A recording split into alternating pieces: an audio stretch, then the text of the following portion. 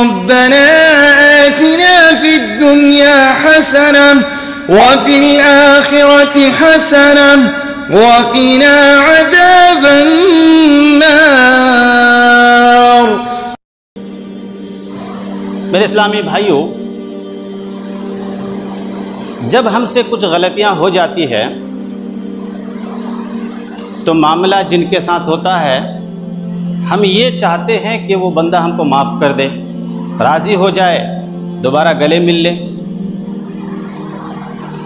جب ہم سے بھیانک جرم ہو جاتا ہے، گناہ کبیرہ ہو جاتا ہے، ہم شرک کر لیتے ہیں، اللہ کو ناراض کر دیتے ہیں، ہم پر مصیبتیں آنے لگتی ہے، تو ہم اللہ کے حضور میں روتے ہیں، اپنے ماتھا کو رگڑتے ہیں، رات کی تنہائی میں، دن کے اجالے میں ہمیشہ ہم یہ چاہتے ہیں، رب سے اس امید سے ہم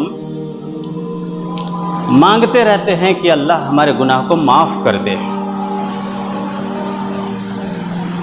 ماہ رمضان میں ہم جو دعا پڑھتے ہیں، اس دعا کا ترجمہ اگر آپ جانتے ہیں تو اس میں بھی یہی ہے کہ بندہ اللہ تعالیٰ سے کہتا ہے اللہم انک عفو تحب العفو فاعف عنی، اللہ ہم گنہگار ہیں لیکن تو معاف کرنے والا ہے، یا اللہ ہم مجرم ہیں، خطا کار ہیں، لیکن ہمیں معلوم ہے اس کے باوجود بھی تو معاف کرنے والا ہے، یا اللہ تو معافی کو پسند کرتا ہے، یا اللہ ہمارے گناہ کو معاف کر دے۔ ہم چاہتے ہیں کہ اللہ ہمارے گناہ کو معاف کر دے، لیکن آپسی تعلقات میں اگر میں بڑا آدمی ہوں، لوگوں کی نظر میں میری ناک اونچی ہے اور ہم سے کمتر لوگوں سے کبھی غلطی ہو جاتی ہے، ہم اسے معاف کرنے کے لیے تیار نہیں۔ یہ کیسا انصاف ہے کہ اللہ سے آپ یہ امید لگاتے ہیں کہ اللہ ہمیں معاف کر دے، لیکن اللہ کے بندوں کو آپ معاف کرنے کے لیے تیار نہیں ہیں۔ بالکل ناانصافی ہے۔ یہ اللہ سے آپ یہ دعا پڑھتے ہوئے کہتے ہیں کہ اللہ تو معافی کو پسند کرتا ہے، اللہ تو معاف کر دے، اگر تم معاف نہیں کرے گا تو ہم برباد ہو جائیں گے۔ ویسے ہی کوئی بندہ جب ان سے غلطی ہو جاتی ہے، وہ بیچارہ آپ کا پیر پکڑتا ہے، ہاتھ پکڑتا ہے، روتا ہے، گڑ گڑاتا ہے۔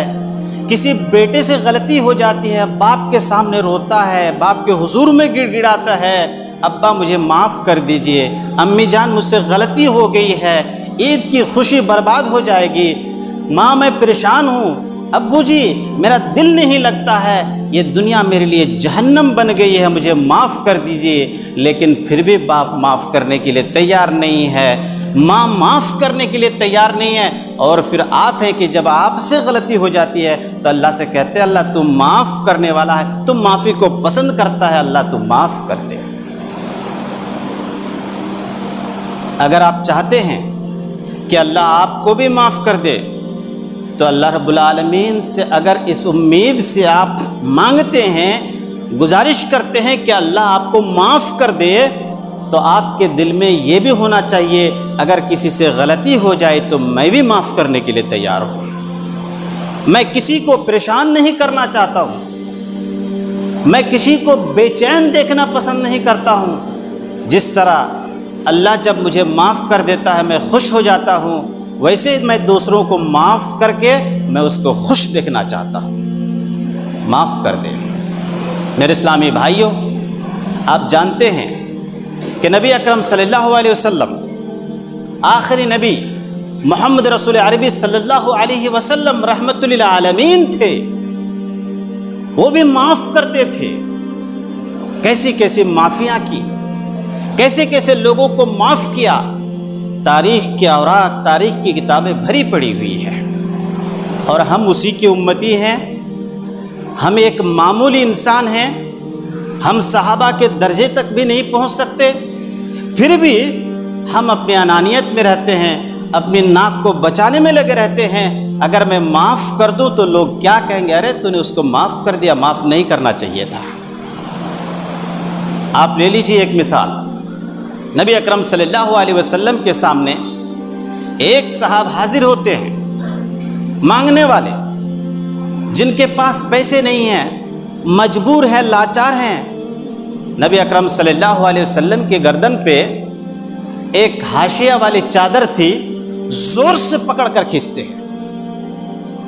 ایسا بنیے جس طرح کہ ایک پھول ہے، اگر اس کو ہاتھ میں رگڑا جائے تو بھی خوشبو آتی ہے، اگر آپ اس کو پیر سے بھی مسل دیں تو پھول کی خصوصیت ہے کہ اس میں بھی خوشبو آتی ہے۔ نبی اکرم صلی اللہ علیہ وسلم کی یہی صفت تھی کہ نبی کو اگر کوئی گالیاں دیں پھر بھی نبی صلی اللہ علیہ وسلم ان کو معاف کر دیتے تھے۔ کسی سے معمولی جرم ہو، وہ حاضر ہو جائے، معاف کر دیجیے اللہ کے نبی صلی اللہ علیہ وسلم، اس سے غلطی ہوئی، ان کو بھی معاف کر دیتے۔ اور کسی سے بھیانک جرم ہو جاتا، نبی صلی اللہ علیہ وسلم کے ساتھ بد اخلاقی سے پیش آتا، نبی صلی اللہ علیہ وسلم ان پر بھی مسکرا دیتے تھے، معاف کر دیتے تھے۔ ایک آتے ہیں اور آنے کے بعد پیچھے سے زور سے چادر کو کھینچتے ہیں اور کہتے ہیں اے محمد۔ مانگنے کا انداز دیکھیے۔ آج جب ماہ رمضان میں کسی بیوہ کے پاس بچوں کو دینے کے لیے کچھ بھی نہیں ہے، جب آپ باپ ہیں، گھر جاتے ہیں تو بچے دوڑتے ہوئے آتے ہیں، ابو میں نے فلانا چیز کی فرمائش کی تھی، آپ لے کر آئے۔ لیکن وہ ماں جن کے پاس تسلی دینے کے لیے کچھ بھی نہیں ہے، بچے یتیم ہیں، ان کے ابو زندہ نہیں ہیں، وہ کس سے دوڑ کر مانگے؟ وہ کس سے جا کر پوچھیں؟ دل کے ارمان جب جاگ جاتے ہیں، بچے جب ضد کرتے ہیں، بچوں کو مارا جاتا ہے، پیٹا جاتا ہے، پھر بھی بچے صبر نہیں کرتے، ماں مجھے یہ چیز ہونا، میرے ابو کہاں چلے گئے؟ اور کبھی کبھی بچے معصوم ابو کو گالیاں بھی دے دیتے ہیں، ان کو پتہ نہیں کہ ابو اب نہیں ہیں۔ اگر آپ کے دروازے پہ پہنچتی ہے اور آپ سے تھوڑی اونچی آواز سے بات کرتی ہے تو آپ نہ جانے ان کے ساتھ کیا کیا سلوک کرتے ہیں۔ نبی اکرم صلی اللہ علیہ وسلم کو دیکھیے، وہ بندہ آیا اور کہا اے محمد، یہ جو میرے اونٹ ہے نا، اس پہ مال لدوا دو، اور یہ بات بھی سن لو، یہ جو مال ہے یہ رب کی دی ہوئی دولت ہے، یہ رب کا مال ہے، تم کیا کرو، یہ نہ تمہارا ہے، یہ نہ تمہارے باپ کا ہے۔ کس نے کہا نبی کو؟ ایک معمولی انسان نے ایک تو چادر پکڑ کے گھسیٹا، اور دوسری غلطی اس نے کیا کی؟ کہا یہ نہ تمہارا ہے، یہ تمہارے باپ کا ہے، اس اونٹ پہ مال لدواؤ۔ مانگنے کا انداز دیکھیے کیسا ہے۔ لیکن قربان جائیے رحمت للعالمین پر، اس دعا پر عمل بھی تھا نبی کا، جس نے دعا کو سکھایا، کہا کہ اے پروردگار تو معافی کو پسند کرتا ہے، معاف کر دے۔ لیکن آج ہم ہیں، ہم چاہتے ہیں کہ ہمیں لوگ معاف کر دے، لیکن ہم لوگوں کو معاف نہیں کرنے والے ہیں۔ نبی صلی اللہ علیہ وسلم نے کہا کہ ٹھیک ہے بھائی، چلیے آپ کو مال دے دیتے ہیں، مال دے دیتے ہیں۔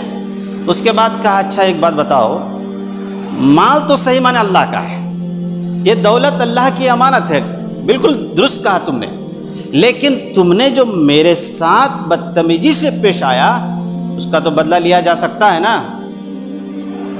مسکرانے لگا، کہا صحیح بات، میں نے تو بدتمیزی کی، لیکن مجھے یہ بھی پتا ہے کہ لِأَنَّكَ لَا تُكَافِي بِالسَّيِّئَةِ السَّيِّئَةَ، مجھے پتا ہے کہ آپ معاف کرنے والے بندے ہیں، آپ معاف کرنے والے ہیں، آپ برائی کا بدلہ برائی سے نہیں دیتے بلکہ آپ معاف کر دیتے ہیں۔ سبحان اللہ۔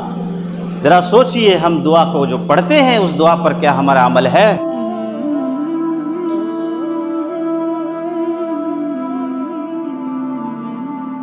Oh